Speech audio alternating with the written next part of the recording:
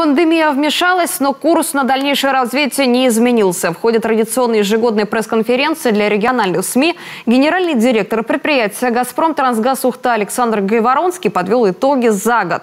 Производственные достижения, программа энергосбережения, переход на газомоторное топливо. О чем еще говорили в материале Ольги Коняевой. Конъюнктура для газовой отрасли России в 2020-м складывалась не лучшим образом. На потребительский интерес во всем мире повлияла пандемия коронавируса.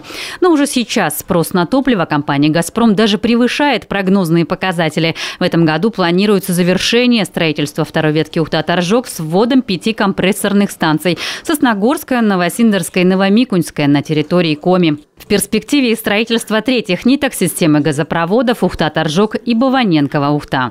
У нас реализуется в «Газпроме» сразу несколько проектов. Это разработка новых месторождений,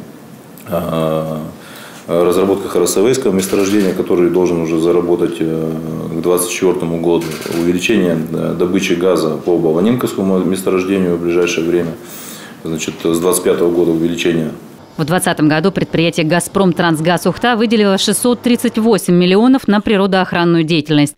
Внедряются энергосберегающие технологии, благодаря чему экономия составила 826 миллионов кубометров природного газа и более 3 миллиардов рублей. Снижены выбросы продуктов сгорания на 9,7%, в первую очередь за счет оптимизации режимов работы объектов транспорта газа, в том числе загрузки, наладки и ремонтов оборудования. «Газпром Трансгаз Ухта» – лидер среди предприятий Коми в реализации государственной программы по переходу транспорта на газомоторное топливо. На метане работает уже больше половины его автопарка. В целом по республике процесс перехода пусть медленно, но идет. В этом году появится вторая газовая заправка в Сыктывкаре. Все больше организаций и автолюбителей хотят использовать экономичное и экологичное топливо. 4 уже автобуса приобрело автотранспортное предприятие, 4 мусоровоза на газомоторном топливе приобрел региональный оператор. Вот. Недавно прошедшая выставка, где мы, скажем так, демонстрировали возможности коммунальной техники. Коммунальная техника – это вот машина многофункциональная МК-2000. Сегодня тоже рассматривается администрацией Ухты для приобретения. Социальное партнерство в 2020 году было пересмотрено с учетом проблем, возникших в связи с пандемией коронавируса. Значительную часть средств направили на создание в Ухтинской городской поликлинике ПЦР-лаборатории для оперативной диагностики COVID-19.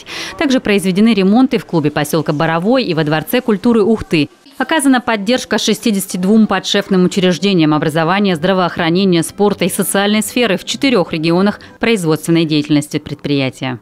На нашем предприятии традиционно развивается корпоративное волонтерство. На протяжении 6 лет сотрудники предприятия принимают участие в благотворительном марафоне «Мы наследники Великой Победы», добровольно перечисляя свой однодневный заработок на нужды ветеранов Великой Отечественной войны.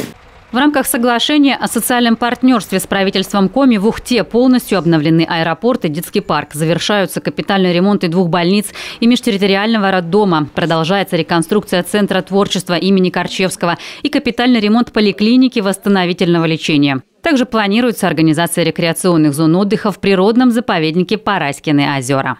Ольга Коняева, Наталья Юрьевна, телеканал Юрган.